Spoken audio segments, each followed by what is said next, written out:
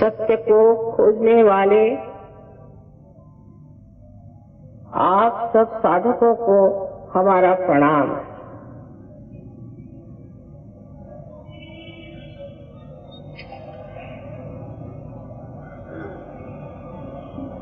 सत्य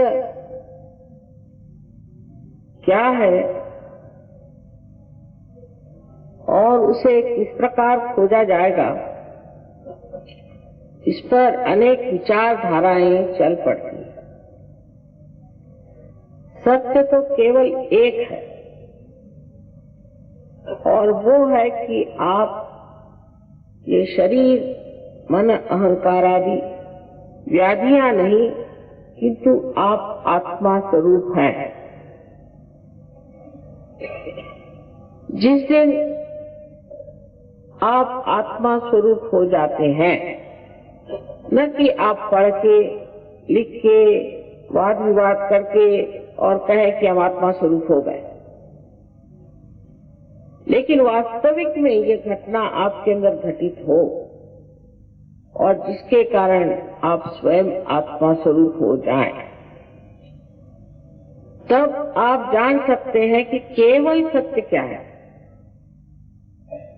आजकल दुनिया में हम सोचते हैं कि ये आदमी अच्छा है, ये आदमी बुरा है, अपने मस्तिष्क से, दिमाग से, लेकिन ये केवल सत्य नहीं हुआ।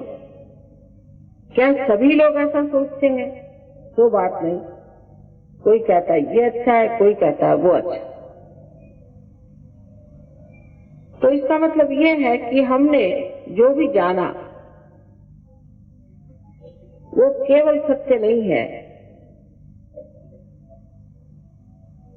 अगर मनुष्य का सोचना एक ही तरह का हो, तब तो ना वो कहेगा ये केवल सत्य है। जिस वक्त मनुष्य अपनी स्वतंत्रता में अलग अलग खड़ा हुआ है, तो वो अपने अहंकार से भी और अपने पड़े हुए संस्कारों से इतना अभिभूत हो जाता है कि वो जो कुछ भी सोचता है उसी दृष्टिकोण से सोचता है। जैसे कहते हैं कि सावन के अंधे को सब हरा दिखाई देता। इसीलिए कबीरदास जी ने कहा है कि कैसे बतलाऊं सब जगह अंधा।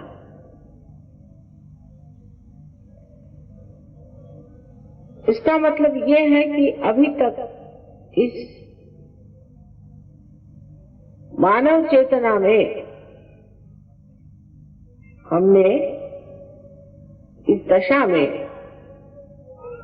वो सूक्ष्म दृष्टि पाई नहीं जो कबीरदास जी ने पाई थी, जो नानक जी ने पाई थी, जो राम ने पाई थी, जो श्री कृष्ण ने पाई थी, जो संत साधुओं ने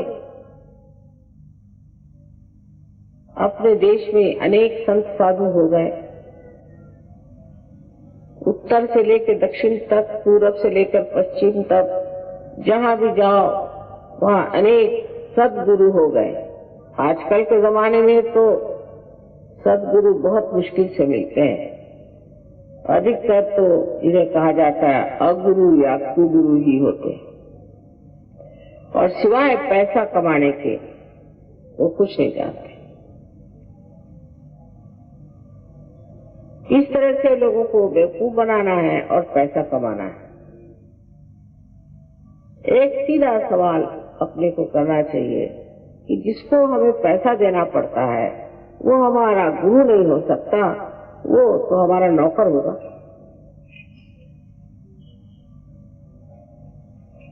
क्योंकि अगर परमात्मा एक जीवंत शक्ति है और उनकी उस शक्ति के कारण आज हम इंसान बन गए,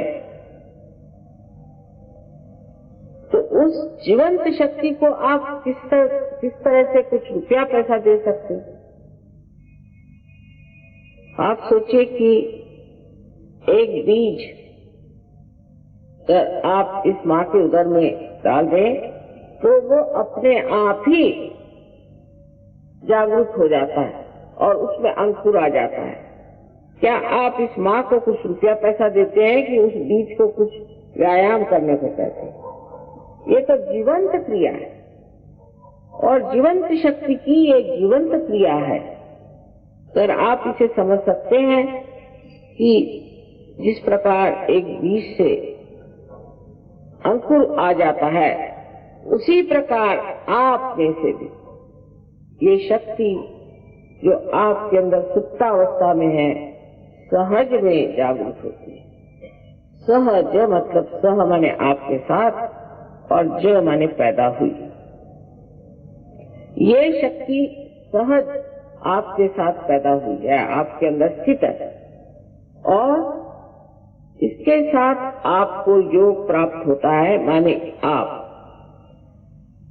उस परम चैतन्य से जो निराकार में सारे संसार में फैला हुआ, जो अणुरेणु में हर जगह अपना अस्तित्व रखता है, वास्तव रखता है, उससे आप एकाकार हो जाते हैं। और ये घटित होता है सहज में और ये हर एक मानव का जन्म सिद्ध अधिकार है। हर मानव इसको प्राप्त कर सकता है। अब सब जितने संत साधु हो गए, जो बड़े बड़े हमने शास्त्र पढ़े हैं, ग्रंथ पढ़े हैं, सब में लिखा हुआ है कि अपने अंदर जो परमात्मा का रूप है, जो आत्मा स्वरूप है, उसे जाने बगैर भ्रम नहीं जा सकता। लेकिन बहुत से लोग ये भी मुझसे सवाल पूछते हैं कि अगर परमात्मा एक ही चीज है और एक ही परमात्मा के अनेक रूप हैं,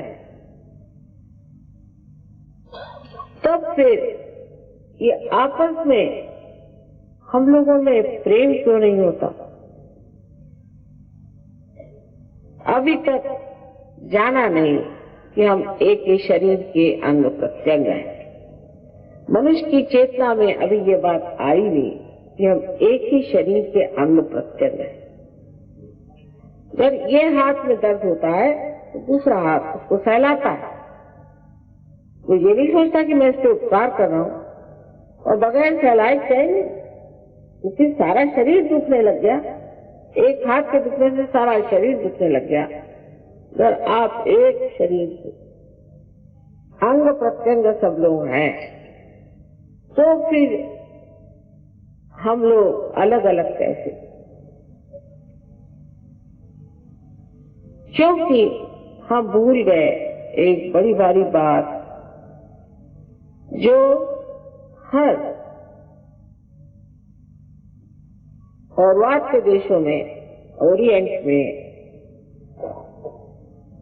पौर्वात्य देशों में आपको सोचना चाहिए कि जहां हम लोग बसे हुए हैं, यही सोचा जाता है, खासकर भारतवर्ष में, कि संसार में जो भी चीज है ये विनाशी, क्षणभंगुर और अविनाशी जो है उसे प्राप्त करना है। लेकिन अब जो लोग साहब हो गए, अंग्रेजियत आ गई, वो शायद इसको बिल्कुल भूल गए। पर अब भी हम जानते हैं कि हमें अविनाशी चीज को प्राप्त करना है। हर चीज विनाशी है और इस चीज के पीछे में हमें वहीं तक जाना चाहिए जहां तक इसकी मर्यादाएं हैं, उससे परे नहीं। ये हम सब जानते हैं। हम भारतीयवासी विशेषकर इस बात को जानते हैं। जब हम इस सत्य को एक जानते हैं और जब हम ये जानते हैं कि आत्मा का साक्षात्कार होना ही हरेक धर्म का चरम लक्ष्य है। बहुत से लोगों ने तो देव देवताओं की बात नहीं करी, किसी ने तो परमात्मा की बात नहीं करी, ईश्वर की भी बात नहीं की, जैसे बुद्ध ने, क्योंकि उन्होंने ये सोचा कि जब तक इनका आत्मा साक्षात्कार नहीं होता, तब तक कोई भी बात करिए तो बात ही रह जाएगी और इनमें कुछ समझ नहीं आए। तो बेहतर है पहले सिर्फ आत्म साक्षात्कारी करो, जो असली चीज है उसी को प्राप्त करो, सिर्फ तुम आत्म साक्षात्कार को ही प्राप्त करो, ऐसी बात कहते रहे। तो ये लोग झूठ तो बोलते नहीं, पहली बात। और दूसरी बात ये कि इनमें और हमें बड़ा भारी एक अंतर था। वो कभी कोई गलत काम नहीं करते, कभी भी। जो हर काम करते थे वो शुभ होता था और समाज के हित के लिए ही करते। सो इनमें ऐसी कौन सी शक्ति थी कि ये हम लोग को जैसे गलत काम नहीं करते थे? वो शक्ति थी आत्मा का प्रकाश। जब हमारे अंदर आत्मा का प्रकाश आ जाता है तो उस प्रकाश में हम देखते हैं उस सत्य को जो केवल सत्य है।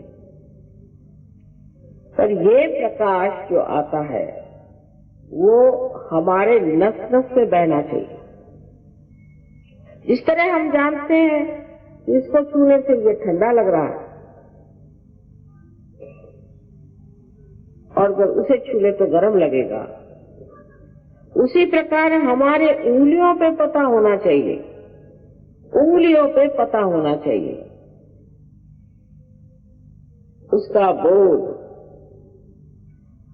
उसका विद, जिससे वेद शब्द बना है, उससे जिसे इंग्लिश में नॉलेज कहते हैं, नोइंग, ग्नोस्टिक कहते हैं। जब तक ये घटित नहीं होता है, जब तक हमारी वो स्थिति नहीं आती है, तब तक हम एक भ्रम के चक्कर में न जाने क्या क्या करते रहते हैं।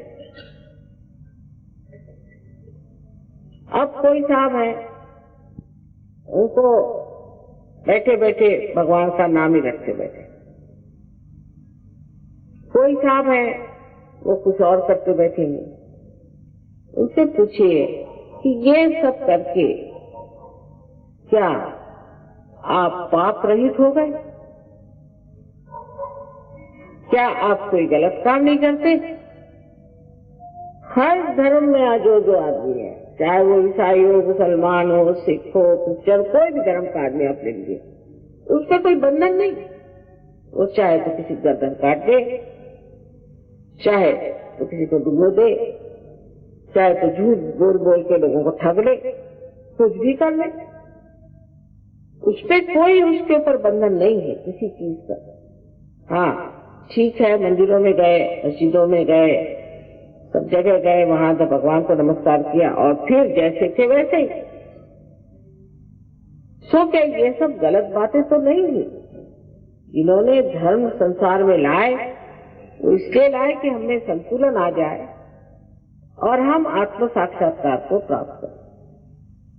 लेकिन जब हम देखते हैं दुनिया में तो हमारे बच्चे अब कहने लग गए कि साहब ये कुछ नहीं, भगवान भगवान सब झूठ है, धर्म नहीं। और बहुत से साइंटिस्ट जैसा जब वो ऐसा कहते हैं तो कहना चाहिए कि ये साइंटिस्ट ही नहीं है, क्योंकि साइंटिस्ट आदमी को अपना दिमाग खुला रखना चाहिए और देखना चाहिए कि कोई बात है या नहीं। एकदम से ही आप कैसे मना कर रहे हैं? परमात्मा है और उनकी शक्ति चराचर में है। और जितने भी संत साधु संसार में हो गए, जो सदगुरु थे, उन सब सदगुरुओं का भी जो जीवन था वो बिल्कुल असल, नकली नहीं था।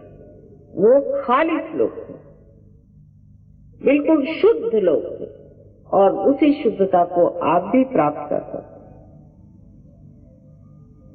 ये शुद्धता आपको प्राप्त करने के लिए परमात्मा ने बड़ी सुंदर आपके अंदर बड़ी संजोकर व्यवस्था बनाई। इसी ज्ञान को हम सहयोग में आपको बताने वाले हैं, लेकिन बताने से नहीं होने वाला, ये घटना घटित होनी चाहिए। इसके बारे में हजारों वर्ष पहले मार्कंडेय मुनि ने लिखा था। उसके बाद नाथपंथियों ने इस पर काफी काम किया था। उसके बाद और भी देशों में काम होता ही था साथ ही साथ। और आप देखिए कि राजा जनक के टाइम से लेकर के नानक साहब के टाइम तक ये काम होता रहा। मोहम्मद साहब ने भी कहा हुआ है कि जिस वक्त आपका क़ियामा का समय आएगा, पुनरुत्थान का समय आएगा, तो आपके हाथ बोलेंगे और आपके खिलाफ शहादत देंगे। साफ उन्होंने बता दिया। कोई धर्म ऐसा नहीं जिसने ये नहीं कहा कि तुम अपने आत्म साक्षात्कार को प्राप्त हो। लेकिन उस चीज को क्योंकि हमने किया नहीं, अब समझ लीजिए कि ये एक साधन है, जब इसका कनेक्शन मेन से नहीं हुआ तो ये बेकार है। जब तक आपका कनेक्शन साहिब से नहीं हुआ, सदगुरु वही जो साहिब मिली है, जब साहब से अगर आपका नहीं हुआ है, उस परमात्मा से, चराचर में फैले हुए इस निराकार परमात्मा के प्रेम से आपका संबंध नहीं हुआ है, तो सिर्फ प्रेम की बात करने से कुछ प्रेम वेम नहीं होता। वो तो बहुत स्वार्थ का प्रेम होता है कि मेरा बेटा, मेरी बेटी, मेरा घर और मैं। जो निर्वाज्य प्रेम होता है, जो परमात्मा का प्रेम सारे संसार में बहता है और सारे अणु रेणु को ही संचालित करता है, उस प्रेम की तो कोई व्याख्या नहीं कर सकता। लेकिन आप जब उसमें नहा लेते हैं, जब आप उसमें स्वच्छ हो जाते हैं, जब आपके अंदर ये घटना घटित होती है, तो आपके अंदर भी वो शक्ति आ जाती है और आप में से बहती है वो चैतन्य की शक्ति। इसकी व्यवस्था की हुई है कि हमारे अंदर एक कुंडलिनी नाम की शक्ति। इसके बारे में 12वीं शताब्दी में महाराष्ट्र में ज्ञानेश्वर जी ने बहुत स्पष्ट रूप से ज्ञानेश्वरी में बताया। कृष्ण ने भी ये बात थोड़ा छिपा कर कही, बहुत साफ, हमारे लिए तो बहुत साफ, कि उन्होंने ये कहा शुरू में कि तुम स्थित प्रज्ञ हो जाओ। स्थित प्रज्ञ माने जहाँ बैठे हैं वहीं आपके अंदर प्रकाश आ जाए, प्रज्ञ, प्रकाशित ज्ञान आ जाए। तो अर्जुन ने पूछा कैसे? कहने ये तो ज्ञान, ज्ञान माने जानना, जानना माने बुद्धि से नहीं। ये संत लोग को यूनिवर्सिटी में जाके पीएचडी वगैरह नहीं किए थे, इतने ज्ञानी लोग। ज्ञान माने अपने सेंट्रल नर्वस सिस्टम में आपको जानना पड़े, मज्जा तंतु में आपको जाना पड़े, ये ज्ञान। और फिर जब पूछा कि भाई कर्म की बात क्या, तो उन्होंने कहा कि कर्म करो, कर्म सब करना चाहिए, लेकिन सारा कर्म जो है वो परमात्मा के चरणों में छोड़ दो। ये देखिए कितना होशियारी से बताई हुई बात, ये हो ही नहीं सकता। हालांकि बहुत से लोग हैं वो किसी को मार डालते हैं तो भी कहते हैं मैंने मार तो डाला, कर्म परमात्मा को छोड़ो।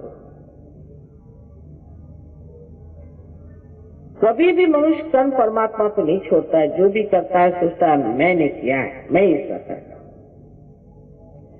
ये उसके अंदर से बात जाती नहीं दिमाग। कब जाती है? जब वो आत्म साक्षात्कारी हो जाता है, तब वो तृतीय पुरुष में बोलता है और कहता है ये हो रहा है, ये चल रहा है, ये बन रहा है, मैं कर रहा हूं कभी नहीं कर, मैं कर। ऐसे कबीरदास जी ने कहा कि जब बकरी जिंदा होती है तो कहती है मैं, लेकिन मर जाने पर उसकी आंतों को निकाल कर उसकी जब टूटी बनाते हैं और धुनके जब उसको लेके चलते हैं तो धुनके पर वो बोलती है तू ही तू ही तू ही। इतनी सुंदर बात बताई। एक जुलाहा थे लेकिन क्या बातें करी। तो उस परमात्मा के साम्राज्य में रममाण होने के लिए मनुष्य को कुछ करना नहीं पड़ता है। सहज है। कोई सी भी जो बात बहुत ही अपने जीवन के लिए बहुत जरूरी होती है, उसके लिए प्रयत्न करने से बिगाड़ आ जाएगा। जैसे कि हमारा श्वास अपने आप करता, अगर इसके लिए हमें कोई गुरु करना पड़े और किसी गुरु को पैसा देना पड़े या किसी यूनिवर्सिटी में जाकर इसके लिए डिग्री देनी पड़े या हठियों में अपने सर के बल खड़े होना पड़े, तो हो गया, सब लोग ऐसे खत्म हो जाए। इसलिए चीज सहज समाधि लाओ।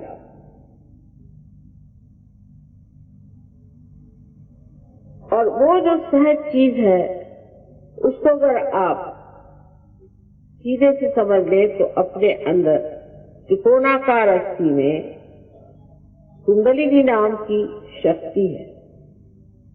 उसको कबीरदास जी ने सुरत कहा। लेकिन इंसान हर चीज को इस तरह से बिगाड़ता है कि जिस बिहार में इतने बड़े महात्मा हो गए, वहां तंबाकू को सुरती कहते हैं। इंसान को कोई चीज दे दो तो उसका बिगाड़ करने में इंसान के बढ़ के तो कोई है ही नहीं, तो उसको सुरती कहते हैं बिहार। तंबाकू को सुरती कहते हैं। सुरती चढ़े कमान, सुरती माने कुंडलिनी जो है वो ऊपर जब करती और वो षट चक्र को भेद करके और इस चराचर में जो ये परमात्मा की प्रेम की शक्ति है उससे एकाकार होती है, वही असल में योग है। और बाकी जो योग है वो उसका कुछ बहाना चला। योग माने संबंध हो जाना, कनेक्शन हो जाना। और ये आपके त्रिकोणाकार अस्थि में बैठी, इस अस्थि को अंग्रेजी में सेक्रम ऐसा कहते हैं। इसका मतलब है कि ग्रीक के लोग इस चीज को जानते थे कि ये सेक्रेड है, ये पवित्र है, ये हड्डी पवित्र है। और सहयोग में आप अपनी आंख से देख सकते हैं कि किसी किसी में जहां पर कि ऊपर का चक्र में कोई दोष हो तो ये कुंडलिनी ऐसे जोर से स्पंदित होती जैसे कोई हृदय हो। हड्डी जो है वो हृदय के जैसे स्पंदित होने। और ये 3.5 कुंडलों में बैठी हुई शक्ति है और अनेक तागों से, जैसे कि अनेक बाल के जैसे बारीक बारीक इसके तागे होते हैं। और ये बीचों बीच की जो ब्रह्म नाड़ी है उसमें से बहुत सुंदरता से ऊपर चली आती है। और जब ब्रह्मरंध्र छिप जाता है तो आप ही के मस्तिष्क में से, सर में से, यहाँ से तालू में से आपको आश्चर्य होगा, आप ही महसूस कर सकते कि ठंडी ठंडी हवा आ रही, हाथ में भी ठंडी ठंडी हवा आ रही है। आदि शंकराचार्य ने भी कहा है सलीलम सलीलम। उस दशा में जाकर के वो कहते हैं न योगे न सांख्य न, किसी भी चीज से नहीं, ये तो माँ की कृपा से होता है, क्योंकि वो तंग आ गए लोगों से झगड़ा करते। सो ये आपकी माँ है और ये हरेक की अपने अपनी अलग खास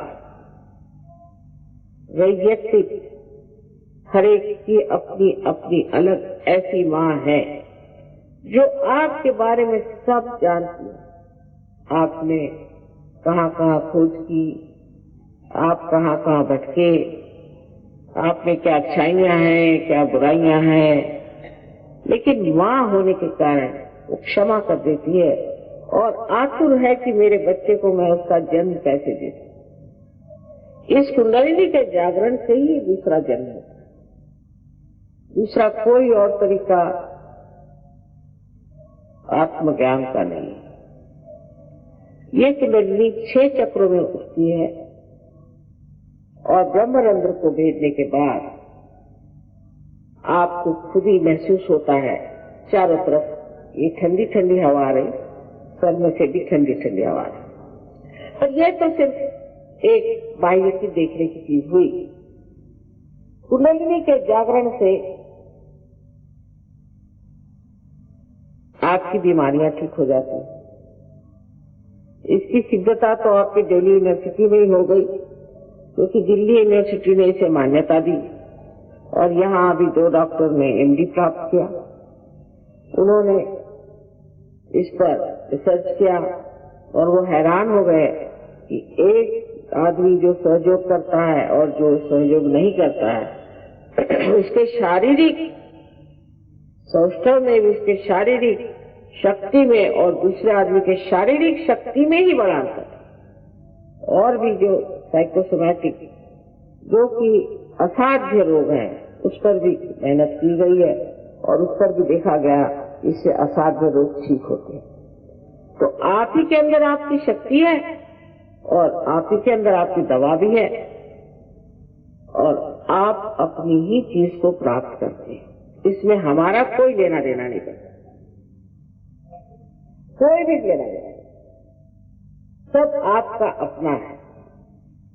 जब आप अपनी ज्योति को प्राप्त कर लेते हैं तो आप भी दूसरों को जागरूक कर सकते हैं और आप भी दूसरों को ठीक कर सकते हैं।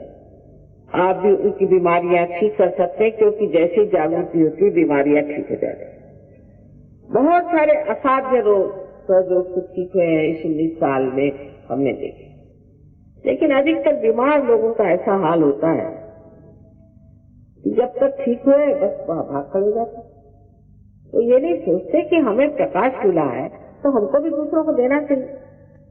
तो परमात्मा भी ये सोचते हैं कि ऐसे लैंप जो जलने नहीं वाले, तो उसको ठीक करने से फायदा क्या। और दीप जला के कोई टेबल के नीचे नहीं रखता है, उसको ऊपर रखना चाहिए जिससे दुनिया को फायदा हो। दूसरी बात, जो मानसिक क्लेश, मानसिक तकलीफें जो हमें होती है, इस तरह से बहुत से लोग हैं उन्हें डिप्रेशन आ जाता है, साइकोलॉजिकल, कोई होते पागल हो जाते हैं और बहुत से लोग ऐसे होते हैं कि जो मेस्मराइज रहते हैं, इनको समझ नहीं रहता क्या करें क्या न करें, चीखते हैं, चिल्लाते हैं। ऐसे लोग भी सहयोग से बहुत से लोग ठीक हो गए। लेकिन सबसे तो कमाल हुई है कि सबसे कमाल तो हुई है कि जो लोग ड्रग लेते हैं, विलायत में हजारों सहयोगी हैं, हजारों, 30 देशों में ये कार्य हो रहा है और बहुत से लोगों ने आज आत्म साक्षात्कार को प्राप्त किया और कल से छोड़ दिया। आपके दिल्ली शहर में भी बहुत से लोग जो शराब पीते थे, बहुत ज्यादा शराब के बगैर चैन नहीं। मैं नहीं कहती आप शराब मत पियो, नहीं तो आधे लोग उठ के चले जाएंगे, लेकिन थोड़े हमारे गली में आइए तो शराब छूट जाएगी अपने आप। मैं कभी नहीं कहती, क्यों कहें, जबकि कहने से लोग भाग जाते तो बेहतर है न कहें। अगर कोई आदमी अपने हाथ में सांप लेके खड़ा है, उससे कभी तेरे हाथ में सांप है और अंधेरा है, वो तो बुझा जाएगा, नहीं सांप क्यों है, आप कौन से बड़े समझाने वाले, रन दीजिए अपनी अकल। उसी वक्त आप लाइट लगा दीजिए, फौरन सांप छोड़ देंगे। ऐसी चीज, क्योंकि मनुष्य स्वतंत्र हो जाता है असली माने में, उसको किसी भी प्रकार की चीज दबा नहीं सकती, कोई भी आदत उसके व्यक्तित्व को अपने मुट्ठी में नहीं ले सकती। ऐसा आदमी अपनी स्वतंत्रता में, अपने गौरव में खड़ा रहता है। उसको किसी चीज की ना गरज रह जाती है, ना किसी का भय रह जाता है, वो अपने मस्ती में रहता है। जैसे कि कबीरदास जी ने कहा कि फिर मस्त हुए फिर क्या बोले। आज न जाने क्यों कबीरदास जी की बड़ी याद आ रही है। वो भी दिल्ली आए थे, बड़ी मेहनत कर गए, शायद होगी इन सब संत साधु औलिया, निजामुद्दीन साहब यहाँ हो गए, बड़े बड़े औलिया भी हो गए। इन सब की मेहनत से ही शायद आप लोग आज यहाँ पधारे हैं अपने आप को साक्षात्कार के लिए। उन सबको याद करके यही सोचते हैं कि आज वो भी सोच रहे होंगे कि जो हमने इतनी मेहनत की, यहाँ पर इतना हमने चैतन्य फैलाया, लोगों से इतनी बातचीत की, उसका आज फल मिल रहा है। क्योंकि फल पाने का समय आ गया। ये समय ऐसा है कि ये समय हजारों वर्ष पूर्व बताया गया था कि ऐसा समय आएगा, और आज ये समय आ गया कि हजारों फूल बाग में खिल गए हैं। पहले तो एक ही दो फूल खिलते थे, लेकिन आज हजारों फूल खिले हुए हैं, और संसार में रह करके ही आप इसे प्राप्त हो सकते। संसार से भाग कर नहीं, संन्यास की बात करने से नहीं, संसार में ही रह करके आप इसे प्राप्त कर सकते हैं।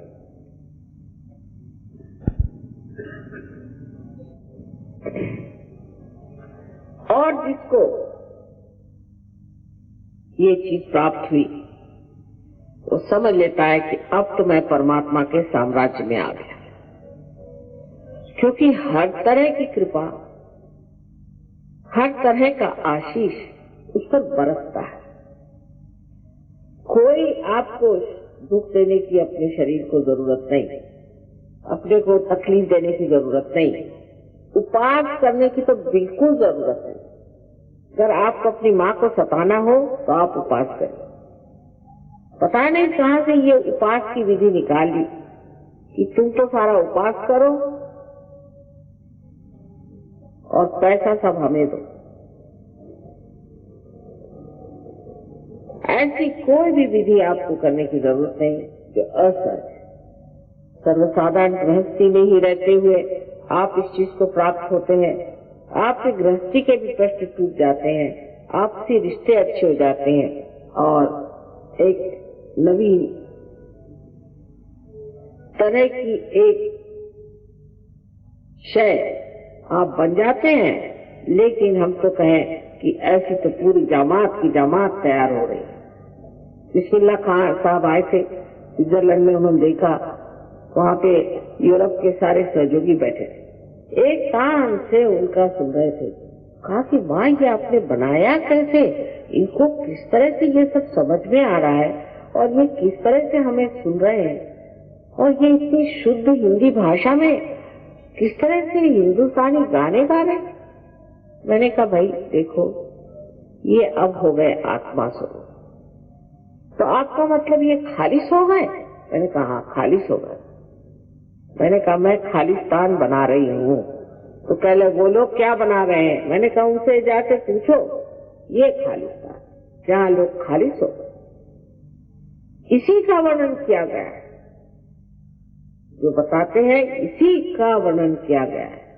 और सारी दुनिया की जितनी भी परेशानियां हैं, जितनी भी आफतें, वो मनुष्य ने ही बनाई है। इसलिए उसके परिवर्तन की बड़ी आवश्यकता है, बड़ी जरूरत है। जब तक मनुष्य नहीं बदलेगा तब तक आपका संसार ठीक नहीं हो। इस परिवर्तन की क्या कहेंगे कि हमने देखा जो लोग हाथ में हमेशा क्रोध लिए घुमा करते थे, वो हाथ में प्यार का ध्यान लिए घूम रहे। आपको देखना चाहिए कि सहयोगी जो इंग्लैंड में है, जो कि इंग्लिश लोग जिनको हम सोचते हैं कि बड़े राक्षसी होते हैं, वो जब यहाँ आते हैं तो इस भारत माता की थोड़ी सी धूल अपने सर पर चढ़ा देते। ये योग भूमि है। इस भूमि से ही हमें ये आत्मदर्शन हुआ। और जब देहातों में जाते हैं तो गरीब बेचारे देहात में, बहुत सारे गरीब देहाती अभी सहयोगी हैं, ऐसे उनसे गले मिलते हैं, ऐसे प्यार से उनसे बात करते हैं, ऐसे पकड़ पकड़ के रोते हैं कि पता नहीं कितने जन्म के ये भाई आपस में मिल रहे हैं। और देख देख कर ऐसा आनंद होता है। ये प्रेम का सागर, ऐसी दुनिया अब बन गई है। मैं रोज ही देखती हूँ इस तरह की दुनिया बनते हुए। मैं तो सोचती हूँ कि दिल्ली शहर में भी ऐसी दुनिया बस जाए। इसकी बहुत जरूरत है, जहाँ मनुष्य अपने परिवर्तन को देखे, अपने आनंद को देखे।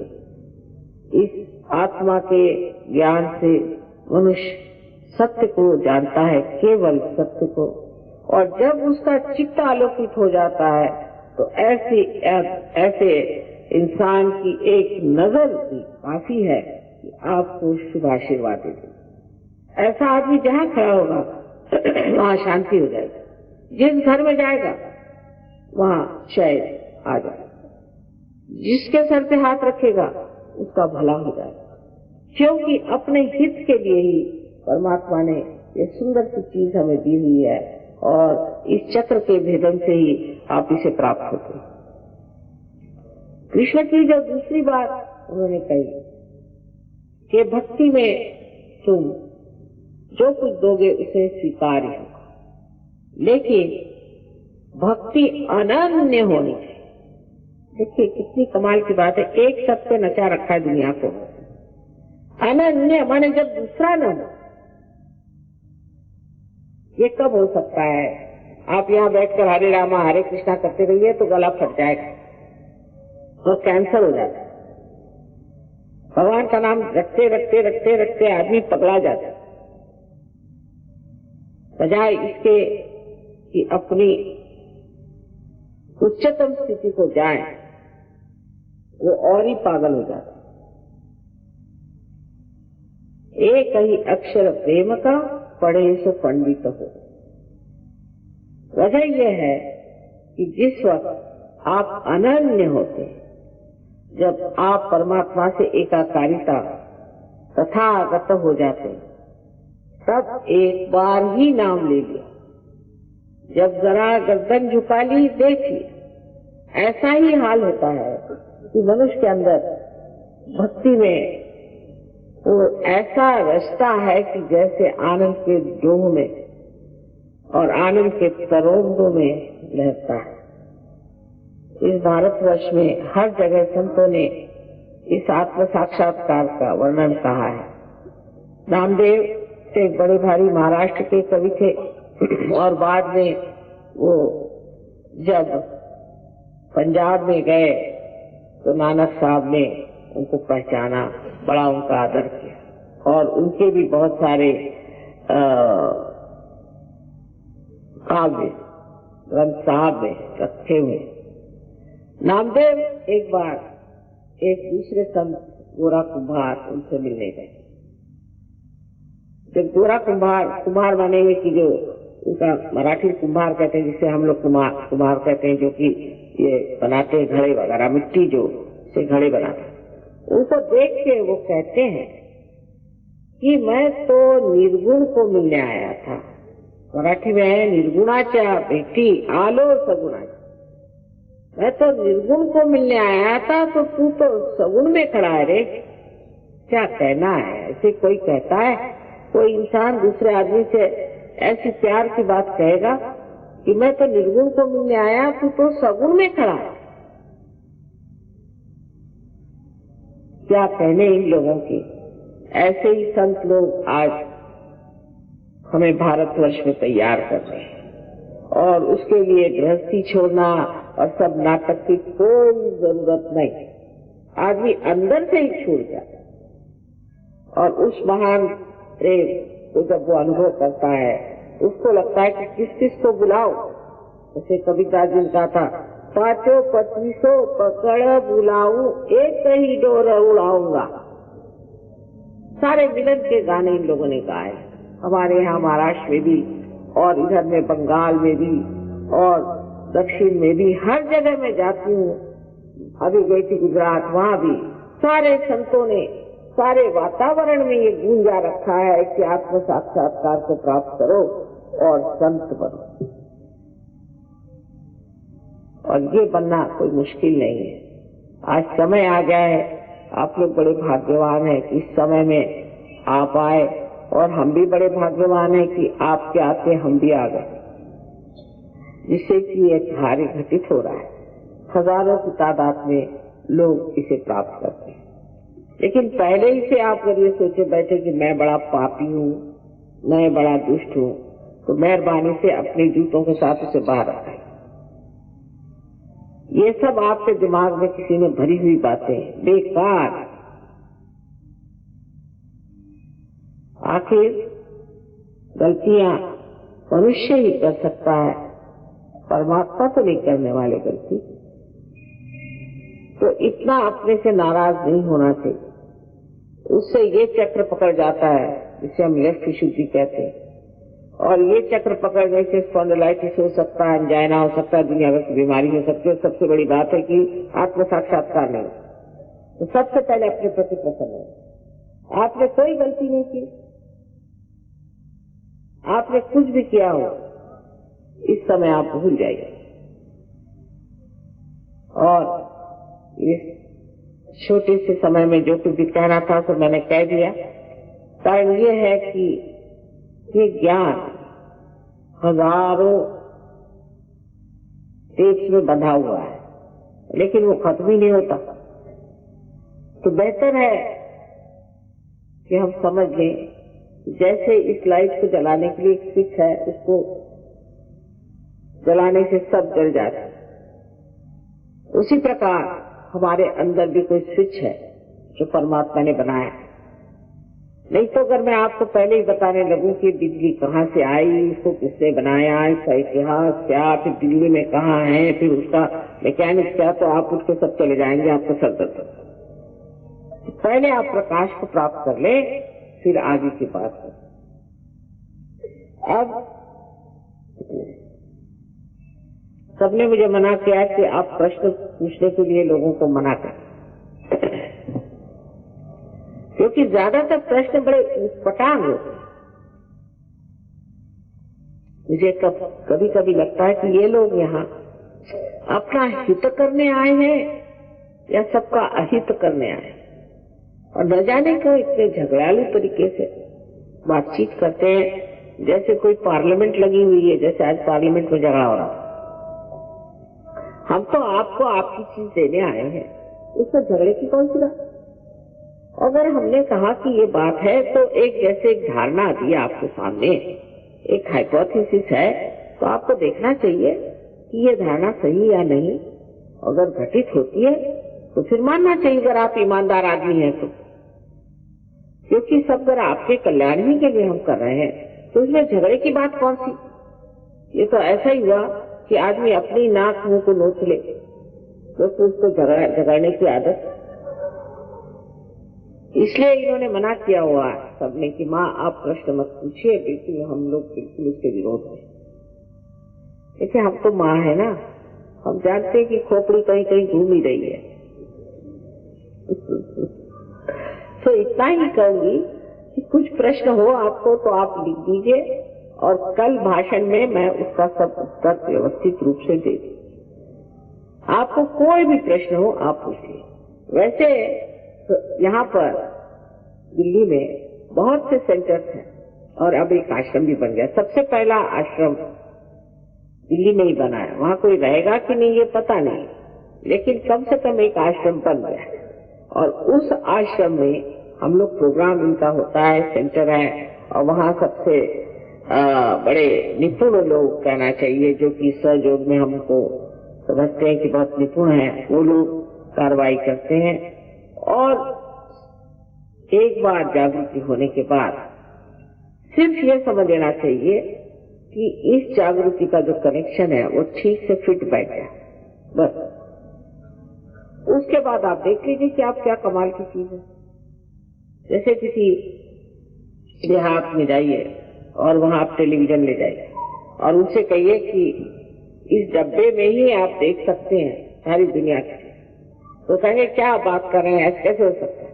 तो वो जानते नहीं ना उसके बारे में, ऐसे हम भी अपने बारे में नहीं जानते, पर जब कनेक्शन लग जाता है तो हैरान हो जाते हैं। तो आप क्या हैं, आपका गौरव क्या है, आपकी शक्तियां कितनी हैं, आप कितनी महान चीज है, उससे आपके आत्मदर्शन से ही, उस प्रकाश में ही आप जान सकते। इसके अनेक अनेक चमत्कार कहिए या कहें लाभ, जो भी से कहें, सिर्फ मैं इतना ही कहूंगी कि आप एक ऐसा मानव बन जाते हैं कि जो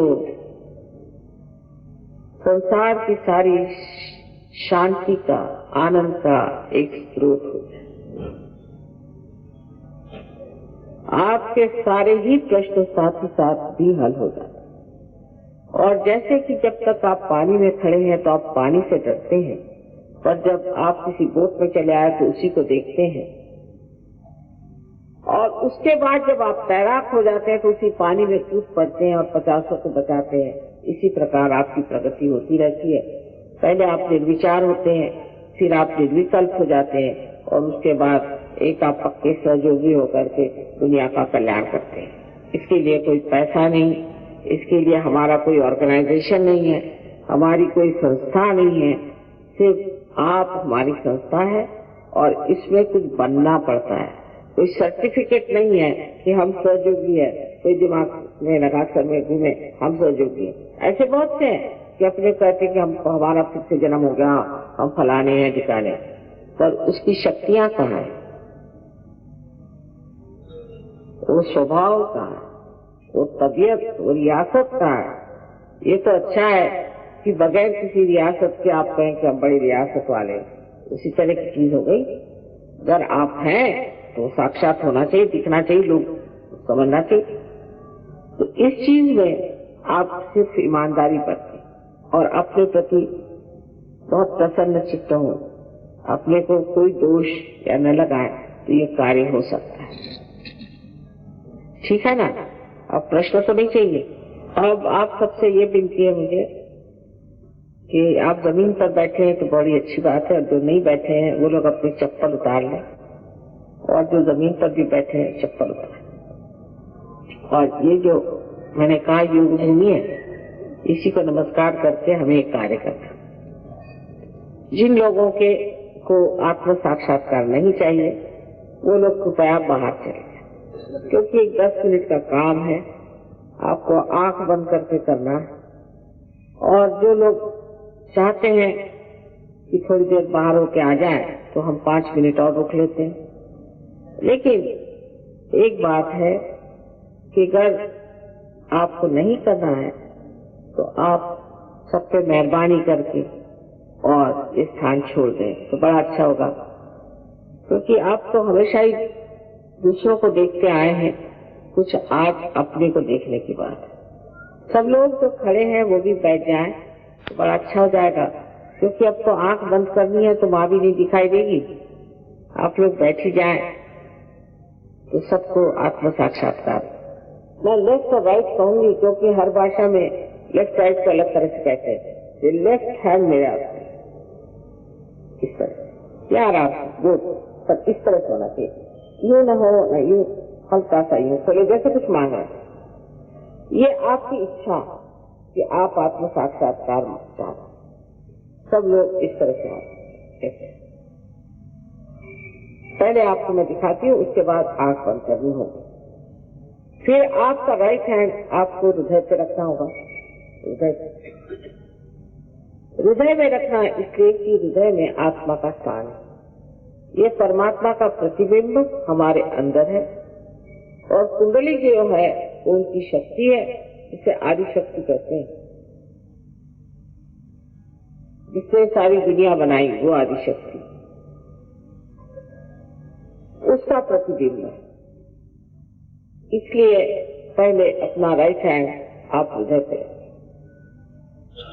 उसके बाद सारा काम लेफ्ट साइड में करेंगे।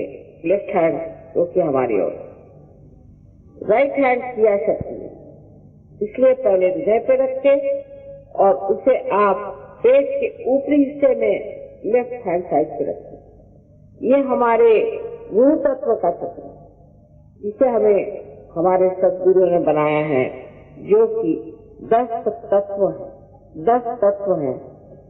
उसके लिए आप right hand left hand side पे रखें, पेट के ऊपरी हिस्से। उसके बाद में यही राइट हैंड आप पेट के निचले हिस्से में रखें, लेफ्ट हैंड साइड।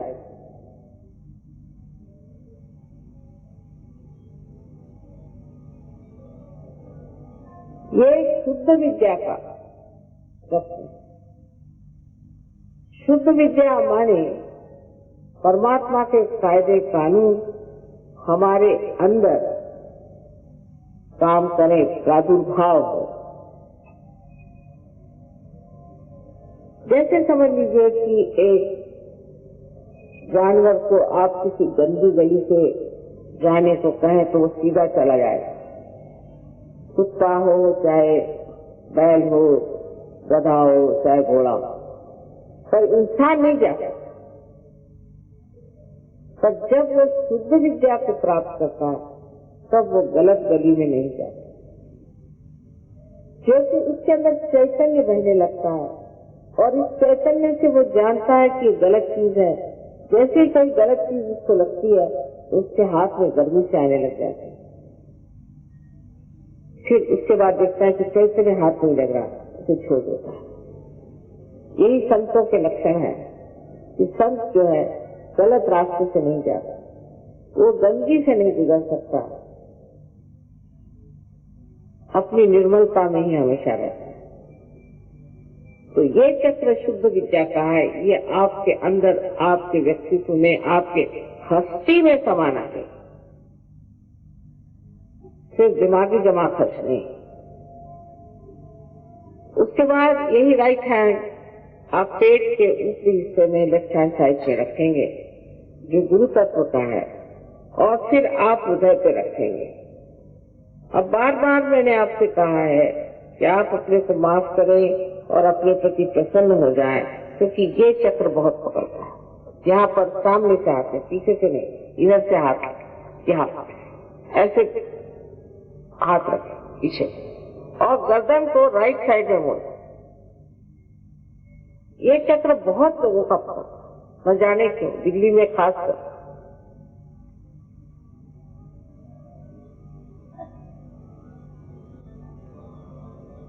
अब आप ये हाथ अपने कपाल पर, या माथा कहते पता नहीं, कपाल पर इस तरह से रखें कि दोनों तरफ से आप इसे अच्छे से दबा सकते, जैसे सर में दबाते। ये स्थान क्षमा करने का है, सबको क्षमा करने का। उसके बाद अपना राइट हैंड अपने सर के पिछले हिस्से में रख करके और सर को ऊपर उठाए, उस पर झेल ले अपना सर। उसके बाद इस हाथ को तान ले, और तानने के बाद इस हाथ का जो सेडी में जो बराबर बीचों बीच जगह है, इसे अपने सर में, तालू में, यहाँ जो नरम हड्डी थी जिसे कि तालू कहते हैं, उसके साथ बराबर रखें और गर्दन झुका के, और अपने सर की जो कमरी है उसे स्कैल्प कहते हैं, उसे बहुत धीरे धीरे, बहुत दबा के, उंगलियां बाहर की ओर खींच कर, जोर से दबा के, और इसे 60 मरतबा आप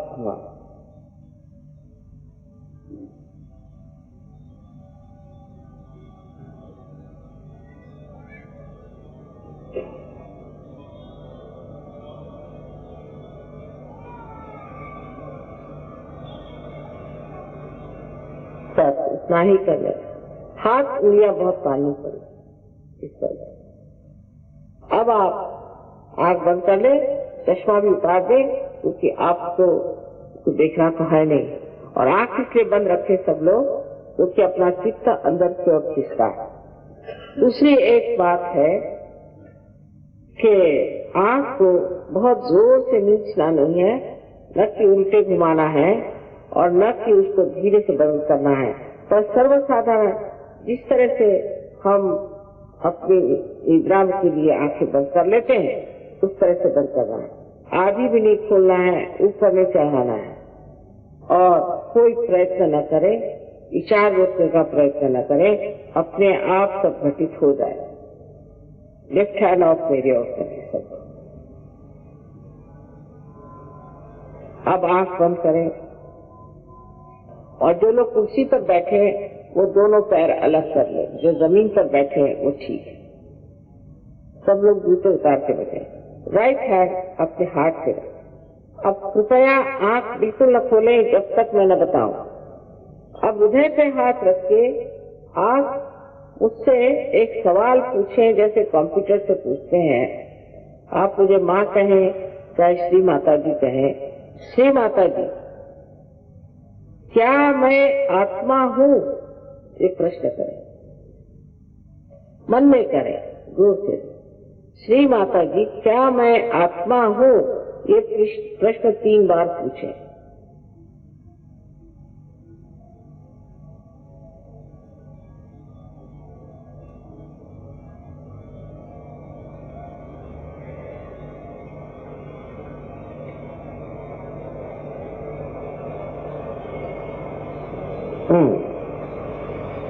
अभी जानना चाहिए कि अगर आप आत्मा हो जाते हैं तो आप स्वयं के गुरु भी हो जाते हैं। तो इसी राइट हैंड को आप पेट के ऊपरी हिस्से में लेफ्ट हैंड साइड में दबाइए और गुरु तत्व पे रख करके एक सवाल पूछे मुझसे कि श्री माता जी क्या मैं स्वयं का गुरु हूँ? 3 बार ये सवाल पूछे, श्री माता जी क्या मैं स्वयं का गुरु हूँ?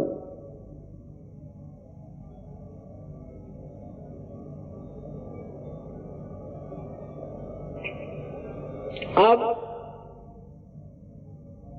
ये राइट हैंड आप पेट के निचले हिस्से में रख दें जहाँ शुद्ध विद्या का चक्र, लेफ्ट हैंड साइड, और यहाँ पर मैं यही कहूंगी कि मैं आपकी स्वतंत्रता का मान करता हूँ। आप पर कोई चीज लादी नहीं जा सकती, शुद्ध विद्या तो बिल्कुल नहीं लादी जा सकती।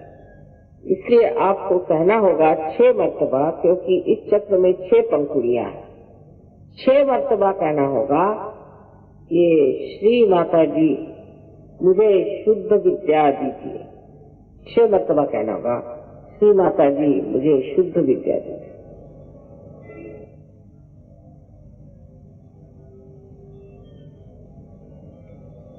अब यह कुंडलिनी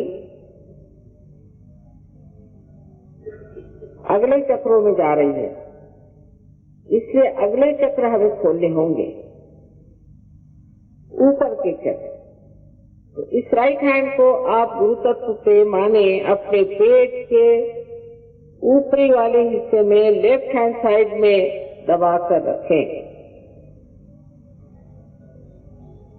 और इस चक्र को खोलने के लिए पूर्ण आत्मविश्वास के साथ आप 10 मर्तबा कहें, श्री माता जी मैं ही स्वयं का गुरु हूँ। 10 मर्तबा कहिए, क्योंकि 10 तत्व हैं गुरु के।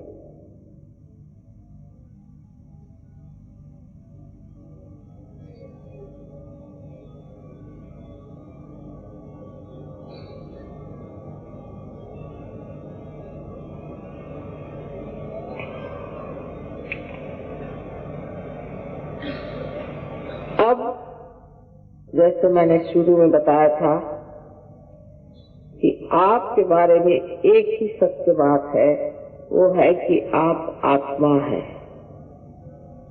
ये शरीर मन अहंकार आदि उपाधियां नहीं, आप आत्मा ही हैं। इसलिए अब अपना राइट हैंड आप अपने हृदय पे रखें और यहाँ पर आप पूर्ण आत्मविश्वास के साथ इस महान सत्य को 12 मर्तबा कहिए, 12 मर्तबा। श्री माता जी मैं आत्मा हूँ।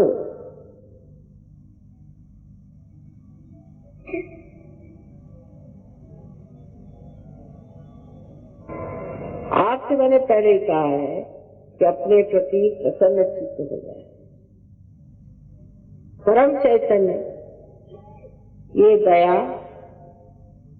शांति और आनंद का सागर है, लेकिन सबसे अधिक ये क्षमा का सागर है। और हम कोई ऐसी गलती कर नहीं सकते जिसे वो अपने अंदर समा न ले।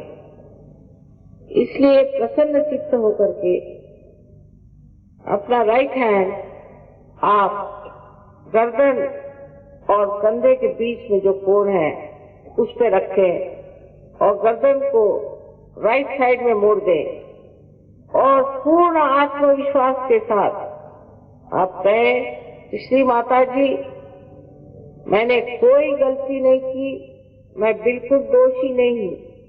श्री माता जी मैं बिल्कुल दोषी नहीं हूँ। इसे आपको 16 बार कहना होगा।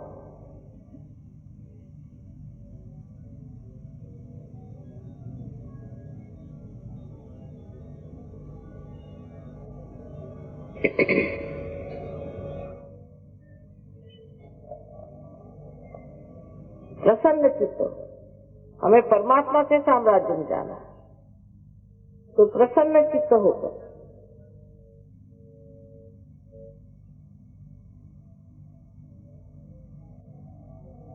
पूर्ण हृदय से कहें।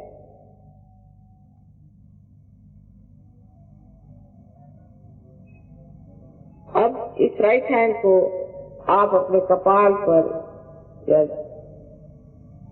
सामने फोरहेड पर रखें और दोनों तरफ से दबाएं,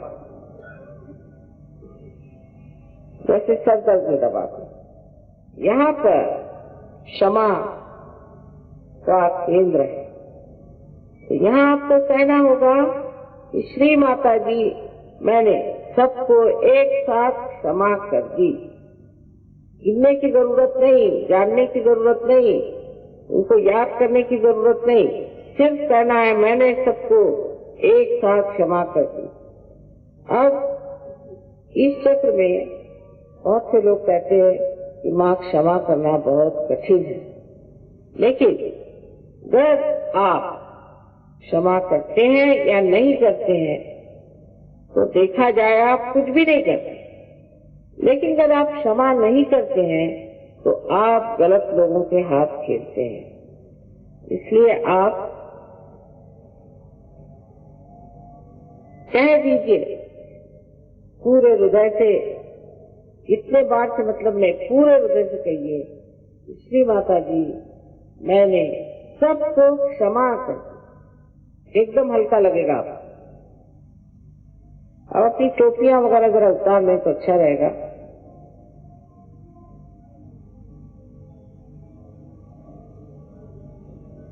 ऐसी पगड़ी रहने दीजिए, पर टोपी उतार लेना चाहिए।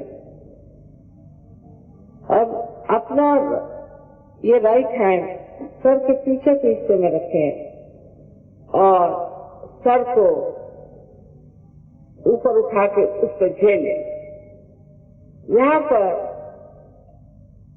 अपने समाधान के लिए अपने को दोषी न ठहराते हुए और ऐसे लोग जिन्होंने आपको सताया उनकी याद न करते हुए आप पूर्ण हृदय से ये कहें कि हे परम चैतन्य, हे निराकार, हमने अगर कोई गलती की हो तो तू क्षमा कर।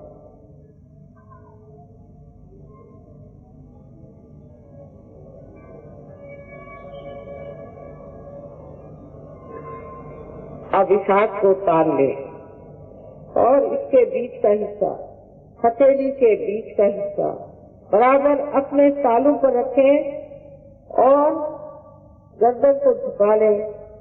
उंगलियों को बुरी तरह से बाहर की तरफ बहुत जोर से, पूरी तरह से बाहर की तरफ खींचें और पूरे दबाव से अपने सर की चमड़ी को घुमाएं, धीरे धीरे 7 मरतबा। लेकिन इस बार भी मुझे यही कहना है कि आत्म साक्षात्कार आपसे मैं लाद नहीं सकती। आपकी स्वतंत्रता को मैं मानती हूँ, इसलिए आपको कहना होगा कि श्री माता जी मुझे आप कृपया आत्म साक्षात्कार दीजिए। 7 मरतबा कहिए, क्योंकि यहाँ चक्रों के 7 पीठ हमारे सर में है, इसलिए कृपया कहिए कि श्री माता जी हमें आप कृपया आत्म साक्षात्कार दीजिए 7 मरतबा। अब मैं इसके साथ प्रणव तो फूकूंगी, सो इसी से आपको आत्म साक्षात्कार प्राप्त हो जाए।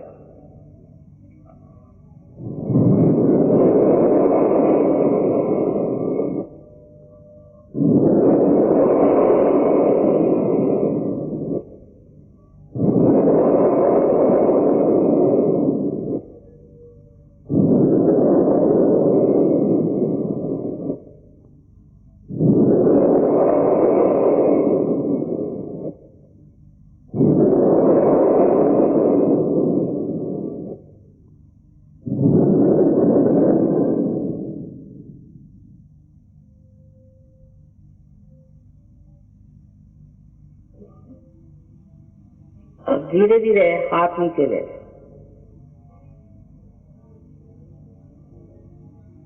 और आंखें धीरे धीरे खोले। अब अपना राइट हैंड में जाओ। ध्यान रखें कि हमें ठंडे खद में आते हैं राइट हैंड। और अपनी गर्दन झुका करके इस तालु भाग से देखें लेफ्ट हैंड से कुछ ठंडक आ रही है। किसी की बहुत दूर तक आती। अधर पकड़े, ऐसा नहीं कि उसको चिपका के नहीं, देखें यहाँ ठंडक आ रही है।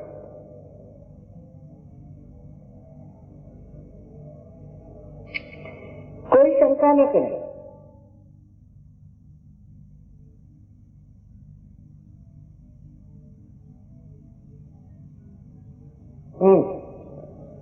अब लेफ्ट हैंड को मेजर करें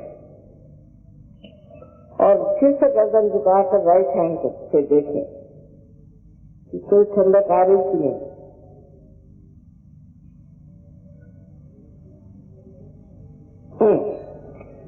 अब फिर से एक बार और राइट हैंड मेरी ओर करें और गर्दन झुका के सर में देखें कि ठंडक आ रही थी।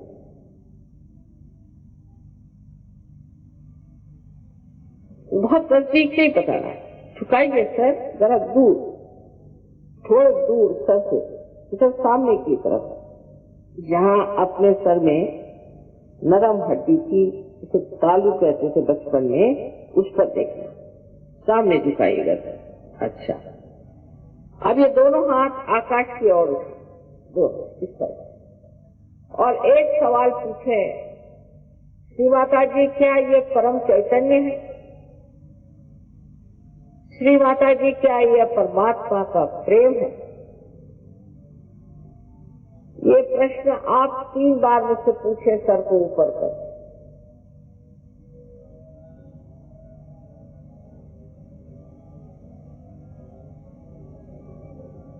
अब हाथ नीचे कर लें। ऐसे हाथ करके आप मेरे और देखें, ये विचार आप कर सकते। अब जिन लोगों के तालु भाग से या हाथ में ठंडक आई हो थोड़ी सी, ऐसे सब लोग अपने दोनों हाथ ऊपर करें। ये तो सभी लोगों से हो गया। आप सब संतों को मेरा नमस्कार।